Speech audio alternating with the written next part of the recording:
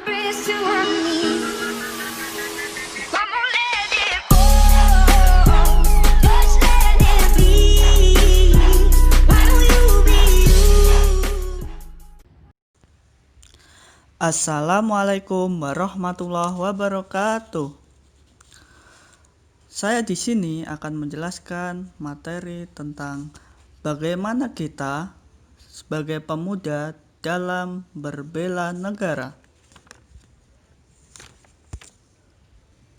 Sebelum masuk ke pembahasan, kita wajib tahu terlebih dahulu bagaimana sih bela negara itu.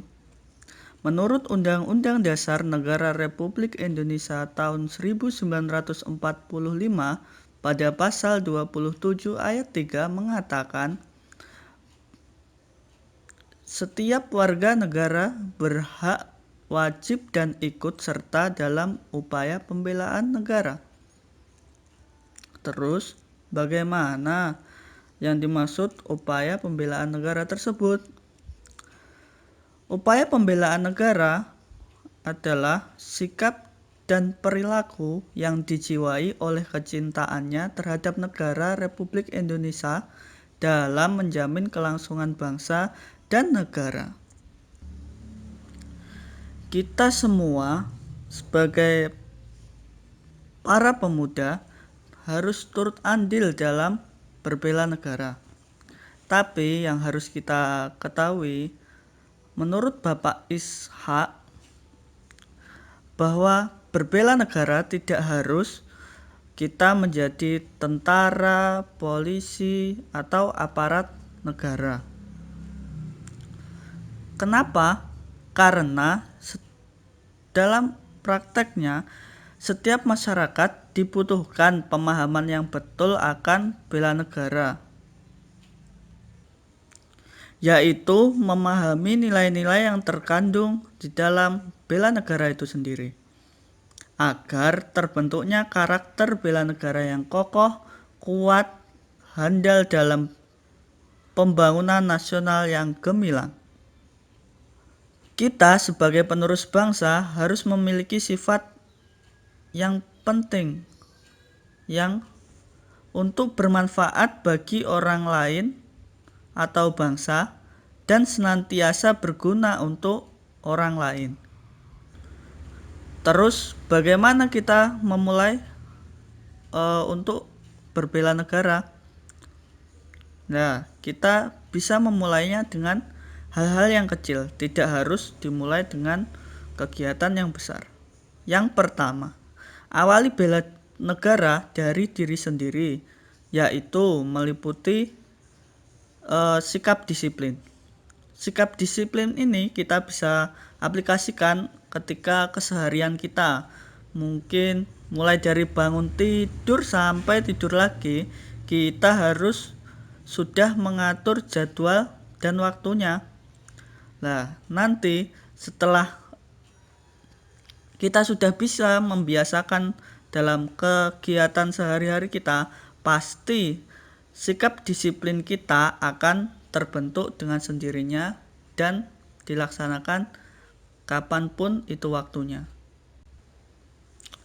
Setelah kita bisa memulai dengan diri sendiri, yang kedua, kita harus memiliki sikap yang mau tahu terhadap lingkungan sekitar, atau biasa yang disebut tidak apatis. Nah, bagaimana kita melaksanakan agar kita menjadi seseorang yang tidak apatis? Yang pertama kita harus bijak dalam bermedia sosial. Kita jangan mudah terpengaruh oleh isu-isu yang biasanya lagi viral dan kita ikut-ikutan langsung menyebarnya.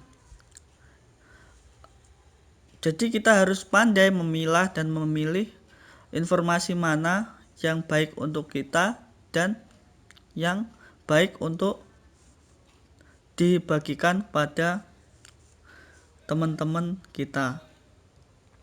Kalau memang tidak baik, ya jangan dibagikan pada teman-teman yang lain. Yang kedua, kita harus bisa mengerti pada lingkungan keluarga kita. Dalam hal ini bisa dikatakan mengerti keadaan keluarga atau orang tua kita agar kita tidak membebani mereka dengan meminta hal-hal yang memberatkan. Berbuat hal baik dalam keluarga agar selalu bisa harmonis dalam keluarga dan bersyukur setiap keadaan dalam kehidupan kita. Yang ketiga, pada lingkungan bertetangga. Karena di era media sosial, kita jadi tidak mengenal lingkungan di sekitar rumah kita. Kadang tetangga kanan kiri, jauh, yang dekat, kita tidak mengenalnya. Harusnya kita itu harus mengenal tetangga kita dan peduli terhadap orang-orang yang di sekitar kita, hingga lama-lama akan timbul sifat kepedulian kita untuk berbela negara. Kita harus tahu dan bersosial terhadap tetangga agar tidak mudah disusupi oleh orang asing yang berdampak buruk bagi lingkungan. Biasanya banyak isu-isu golongan garis keras yang tiba-tiba menyusup di lingkungan kita. Kalau kita tidak kenal dengan lingkungan kita, bagaimana kita tahu kalau akan ada orang-orang yang datang dan tidak bertanggung jawab memberikan dampak buruk kepada orang-orang di sekitar kita. Setelah kita tahu, hal ini akan menjadi berbela negara dalam ketahanan, pertahanan, dan keamanan akan terjaga dengan baik. Terus selanjutnya ada di lingkungan kampus atau pendidikan. Di sana kita biasanya banyak menemui berbagai macam karakter, suku, dan berbagai macam adat budaya. Harusnya kita harus lebih memahami kawan kita dengan karakter-karakter yang dimiliki agar kita bisa bersatu menjadi saudara, bukan hanya sekedar teman. Saling mengerti tentang kepribadian masing-masing